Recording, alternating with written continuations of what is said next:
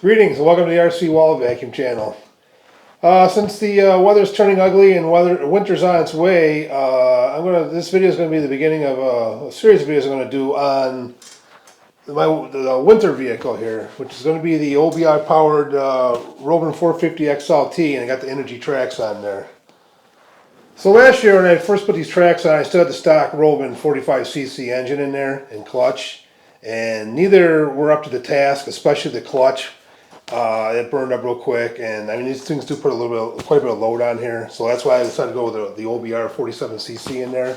But unfortunately, I didn't get the thing until the snow was long gone, and never got a chance to test it. So I still don't know how well this is going to function. It's got I think that's like a 62 or a 67 millimeter clutch versus that, I don't know, 52 or whatever it was in the Rovan.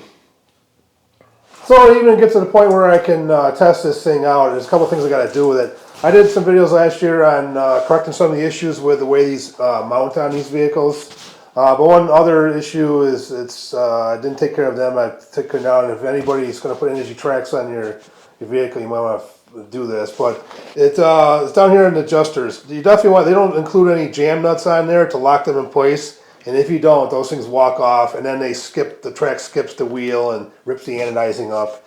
So definitely get yourself some 6mm 1.0 thread pitch, left and right hand threaded jam nuts and put down in there. So the plan is I'm going to get this thing ready here this fall and take it up and do some hill climbs with it on the hill I was doing, the same hill I was doing some cracking runs with. But now it's going to be covered with leaves and it's going to be slick as shit. So it should be interesting with this, with the tracks on here. So, but like I said, I don't know how well this engine and clutch is going to handle these tracks, so that may be a bust. But anyhow, to get there, I got to do a couple things. And I just mentioned one of them. Got the tracks mounted on here, but one issue I always have with this thing on these camber links, and let me show you what I mean. So if you have one of these vehicles, I'm sure you know what I'm talking about, but you can see that insert loves to come out of those camber links. And you can press it back in, put some glue on it, it doesn't hold very long. So what I'm going to do is I'm going to build some, machine up some new camber links for this thing. And then the next video I do on the camber links will be to anodize them. I've had the anodizing equipment here for a while. I was hoping to do some videos this summer on that, but I've gotten mixed up in other projects, so that's been on the back burner. But the anodizing stuff's going to be coming out, and it's probably going to be the first anodizing project I'm going to do with. So what I got to use here is obviously I got some hex stock that's going to be the main turnbuckle part, and then I have some the heim joints there. The thread is an 8mm 1.25. Obviously one set's left and one set is right. And then you also need to machine these bushings, both sides actually, and I'll show you why.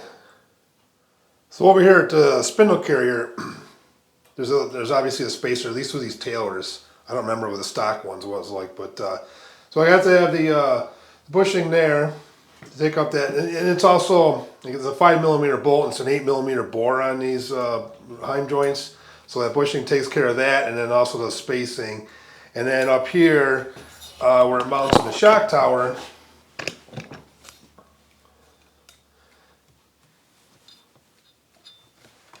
it has to be spaced away from the shock tower, and it's convenient enough. I can actually make just one size, and it'll fit either spot and works out just fine. You gotta be careful what you get for heim joints, because there's a very limited clearance. These things just fit in there perfect. There's just enough space in between there, and no problems with any hitting there. So let's head off to the lathe and start making some parts.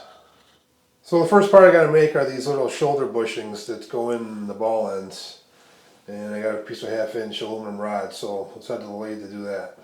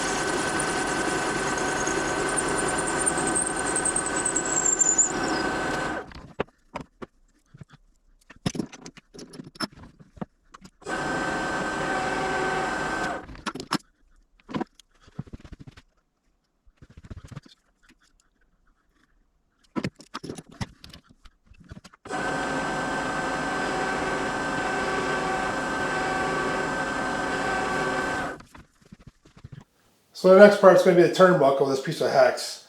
I'm going to take and turn most of it down.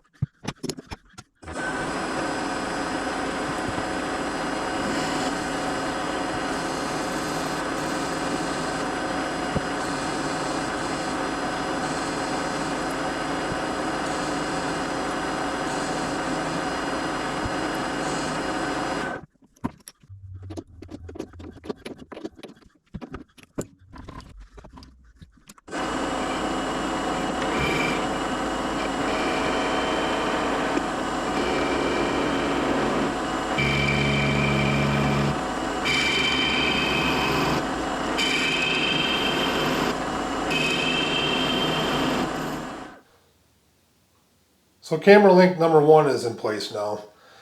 Like I said before, I'm going to take and once I get all these made, this will be my first anodizing project. I don't know what color I'm going to go with it yet. I'm not going to even make an attempt to try to match the red, not my first go around, so who knows what it's going to be. But they fit in there pretty good. They sneak up into the upper, or the rear differential housing really well. They just sneak in there with no problem. Plenty of clearance. And then down here on the spindle side, let me get it to focus here. They fit in there really well. Spacers. It's nice I can use the same spacer on both ends. Now I got the roll cage back up on there with the it's not anodized aluminum look. I'm almost tempted to just do an anodizing of the natural aluminum color there. Almost seems like it would be a better match. But anyhow, hopefully the next video I do on this vehicle will be a hill climb video on a messy, muddy, slippery hill. This should hopefully come up here in the next few weeks. And then I'll do the anodizing, and there'll be much more things after that. I still gotta get this thing winterized so I can keep the snow out of that clutch as much as possible. But there's no more projects to take care of. So in the meantime, thanks for watching.